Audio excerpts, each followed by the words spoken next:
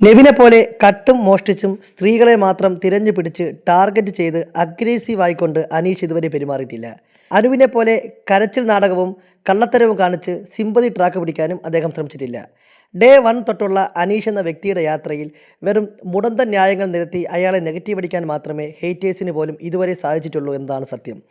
പരദൂഷണം ഇതേവരെ പറയാത്ത 90 ദിവസം ഒരാൾ പരിചയമില്ലാത്ത ഒരു കൂട്ടത്തിനൊപ്പം ജീവിക്കണമെങ്കിൽ അയാളാണ് റിയൽ ഹീറോ.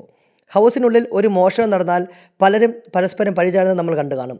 എന്നാൽ എല്ലാവരും ഒരേ സ്വരത്തിൽ ഒരാളെക്കുറിച്ച് തറപ്പിച്ചൊരു കാര്യം പറയും: വേറെ ആര് മോഷ്ടിച്ചാലും അനീഷ് ചേട്ടൻ മോഷ്ടിക്കില്ലടോ എന്ന്.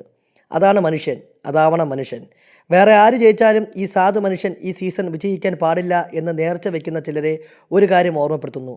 ചിലർ വിജയിച്ച ശേഷം സോഷ്യൽ മീഡിയയിൽ ക്രിഞ്ചി ക്യൂട്ട്നെസ് വാരി വിതറി അഹങ്കാരത്തിൻ്റെ പീക്ക് ലെവലിൽ ഷോ ഓഫ് കാണിക്കുമ്പോഴും നിങ്ങൾ ചിന്തിക്കുക, ദൈവമേ, ആ പാവം അനീഷ് വിൻ ചെയ്താൽ മതിയായിരുന്നുവെന്ന്.